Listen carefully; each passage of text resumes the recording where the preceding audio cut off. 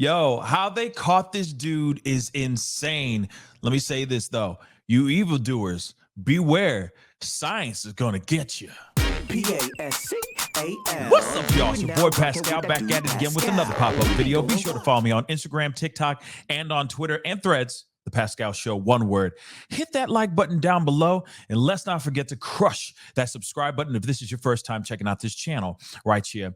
Anyway, we got to jump into this story now. Listen, we already know that this Rex Heuermann has recently been arrested. He is the main guy. He is suspected of being this Gilgo Beach SKer or the Long Island SKer or the Craigslist Ripper. I mean, it's crazy how many names this monster has. Okay, the person who committed these crimes, and they have him pinned as the guy, right? But of course, we got to remember, innocent until proven guilty in a court of law. But let me tell you, the information and the things that they got pitted against this Rex Heuermann, this alleged monster, let me tell you, him guilty. Okay, but let's get into this. I know this is.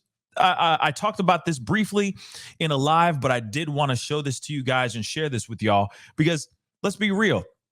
How they caught this guy, how they really honed in and caught this guy is pretty wild, okay? Not only was this guy using burner phones linked to a Tinder account, I mean, he was hiding in plain sight, okay?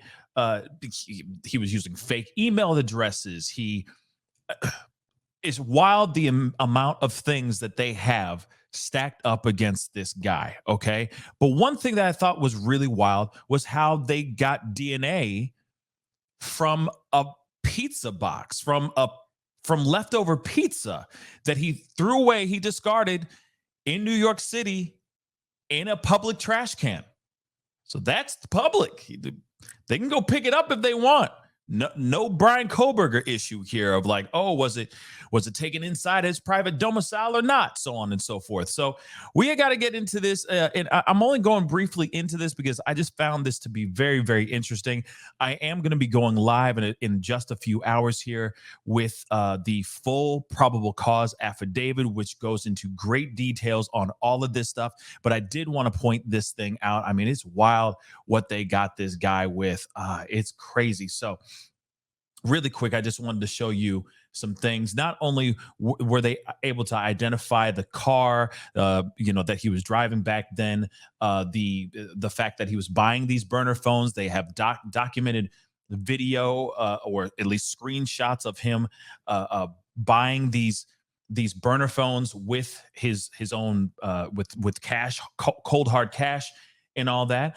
Of course, we understand that he also had an email account that was under the name John Springfield.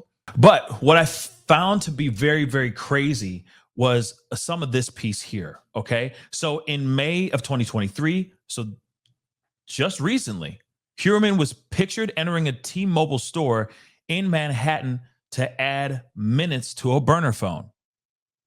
Now, the thing is I mean, and I'm pausing on that for a second because in my mind, it looks like he's up to trying to do bad again. And you also got to remember, there could possibly be other victims out here, recent victims out here that haven't been discovered yet. You see what I'm saying? If he's going out here and adding minutes to a burner phone in May, and that's literally just a few months ago, man, what other victims who else, right? Where are they? Are there other victims out here? Okay, that's a huge question that I have right now. All right, I want to know. They saw him in May of 2023 putting money on adding more minutes on a burner phone. Were they wanting to jump on him quickly because they were worried about him committing another crime? And then I'm wondering, what was his last victim? Was it in 2011, in 2011, 2010? Or is one of the victims more recent? That's a question I have right now. Okay. But moving on, it says 5 months earlier, With investigators on his trail, or on his tail, officers recovered a pizza box that was tossed in a garbage can in Manhattan by the suspect. They were able to match the DNA from the leftover pie with a sample that was taken from a burlap sack that the unaliver, the monster, used to conceal Waterman's body. Of course, this is one of the victims that was found in the early 2000s, around 2010, 2011. But again, it's crazy to think that they were able to link this monster just by sitting around and waiting for him to discard a New York style pizza box into a public trash can. They waited. They were watching him. He walked out of his office building and tossed it in the trash. I mean, literally, they have photos of this very thing. Look, this is the very pizza box, okay? And they have the trash can as well, which I'll show you here in a second. They have the trash can as well up here, wherever the heck it is, right here, which is crazy, right? That's absolutely insane. Now, again, I'm very, very intrigued to see what the defense wants to, what his lawyers are going to say, right? But you cannot deny the fact that, let me show you guys again. This is in a public street. Where he discarded this trash is in a public street. This is totally different from the Brian Kohberger situation. Okay. You know, we've been talking about the Brian Kohberger thing. Everyone's talking about that ad nauseum, about the DNA that was obtained when he was initially arrested in Pennsylvania and all that. And of course, they're wondering, how did 5-0 obtain this DNA? Did they do it legally? Did they do it by the book? Or did they cut some corners and not do it by the book, right?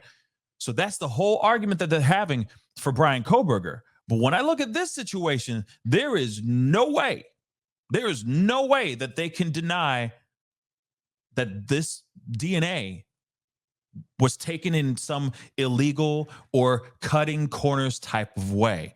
So I'm very interested to see what's going to happen with the defense when they start to build their case for Rex Heuermann. But I'm telling you guys, this is a wrap, in my personal opinion. This is a huge, it's over for Rex Heuermann. The reasons I say that are in the probable cause affidavit. And it's insane. We will be talking about that in just a few hours around 10 a.m. Central Standard Time. So be sure to tune in for sure today on The Pascal Show. I will say this too, though, for all you evildoers that are out here causing tragedies, doing heinous crimes, taking people's lives against their will, that are still out there, these unsolved mysteries, these unsolved crimes, I'm telling you right now, science is going to get you. They were able to scrub off DNA from a pizza and catch this dude's ash. I'm telling you, this feels so good. It feels good when justice starts to work. And we're getting closer to justice for these hopefully many women. Right now, it's just 3. Okay, but hopefully it'll be much more, because apparently he has about 11 plus victims. They just haven't pinned it on him yet, but it's coming.